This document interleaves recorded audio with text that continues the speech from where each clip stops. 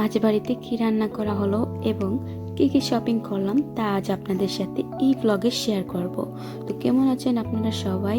আসসালামু আলাইকুম, welcome to Eva's life canvas.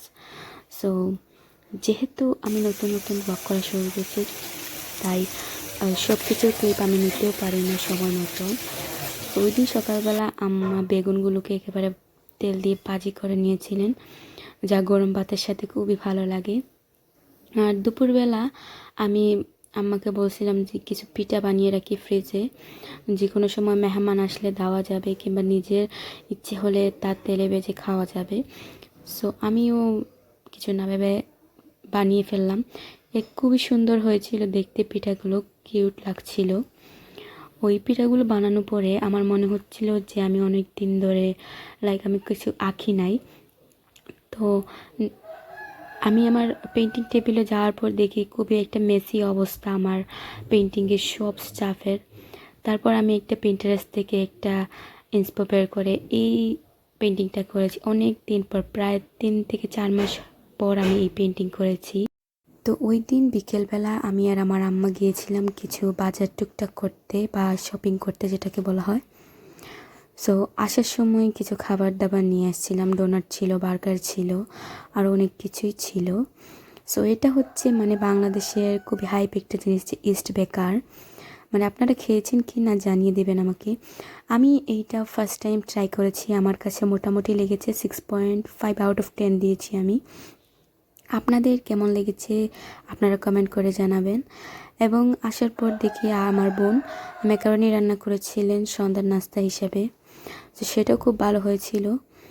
তারপর আমরা আসার সময় বাজার থেকে বয়ামগুলো নিয়ে এসেছিলাম, যাতে করে আম্মা এই কি বলে, আমরা সিলেটি ভাষায় এটাকে আমি বলি, সত্য যেটাকে, এটাকে আম্মা বয়ামে রেখে দিচ্ছিলেন যাতে করে পরে উনি বানিয়ে খেতে পারেন। সো আসার সময় ফলও নিয়ে এসেছিলাম, কমলা, পেয়ারা, কলা, যেগুলো আমাদের নিত্য প্রয়োজনীয়, খুবই দরকার, প্রতিদিনই খাওয়া হয় এগুলা। আর এটা হচ্ছে চিতই পিঠার সাজ যেটাকে বলে, সেটা আমরা নিয়েছিলাম মাত্র 180 টাকা করে। 99-এ পাওয়া যায়, বা যে কোনো আপনাদের কাছে যে কোনো শপে। এটা হচ্ছে পরের দিনের ক্লিপ। আব্বা আমাকে ডাকছিলেন যে ওনাকে কিছু দেওয়ার জন্য, উনি একটা বাঁশ কাটবেন। সো আমিও নিয়ে গেলাম। আর পরের দিন বিকেলবেলা আম্মা আর আমার বোন গিয়েছিলেন স্বপ্নতে শপিং করতে, আসার সময় অনেক কিছু নিয়ে এসেছেন। ওনারা লফেটের এই নুডলসটা আমার কাছে অনেক ভালো লাগে, তো এটা নিয়ে এসেছিলেন। স্টার মশলা, কাসুন্দি সস, সয়া সস, কেচাপ, তারপর কি সিরকা। আপনারা এই সল্টটা ট্রাই করেছেন কিনা জানাবেন, যেটা হচ্ছে হিমালয়ের পিঙ্ক সল্ট। আমার কাছে আসলে খুবই ভালো লাগে এই সল্টটা। যারা ডায়েটে আছেন সেটা আপনারা ইউজ করতে পারেন রেগুলার সল্টের বদলে।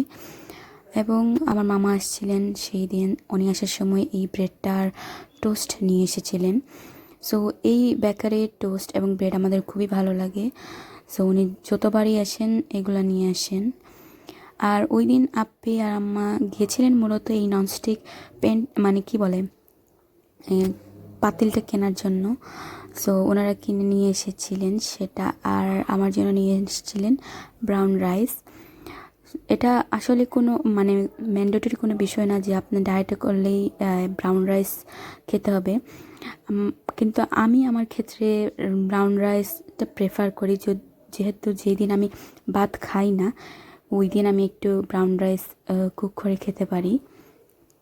এটা হচ্ছে সন্ধ্যাবেলার ক্লিপ। সন্ধ্যাবেলা আমি বানিয়েছিলাম তেলের পিঠা। আমার হাতে তেলের পিঠা আমি জানি না কেমন হয়, মানুষ বলেছেন ভালো হয়। সো যাদেরকেই খাইয়েছি খুবই তারা প্রশংসা করেছেন, আলহামদুলিল্লাহ।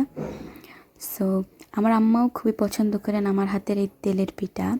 আমি ওই দিন গুড় দিয়ে দিতে চাইছিলাম, পরে ভাবলাম না, গুড় দিলে একটু কালারটা ব্রাউনি হয়ে যাবে, তাই আমি চিনি দিয়ে ওই দিন করেছিলাম।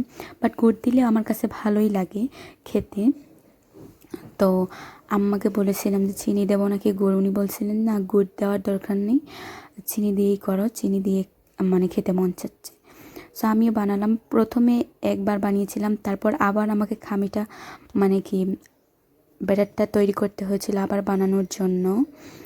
তারপর পরের দিন সকালে আমার বোন রান্না করেছিলেন কিছু তরকারি, মানে যেগুলো আমরা দুপুরবেলা খাওয়ার জন্য।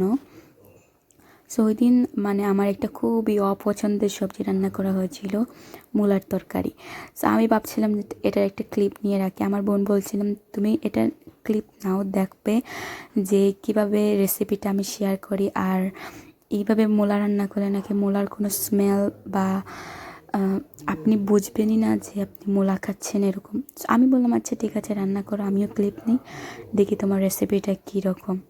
সো আমিও আপনাদের সাথে শেয়ার করলাম। আপনারা দেখতেই পাচ্ছেন কী কী দিয়ে রান্না করা হচ্ছে। আমি ওইগুলো আর কি লিখে দেব, আপনারা ডিসক্রিপশন পড়ে নেবেন।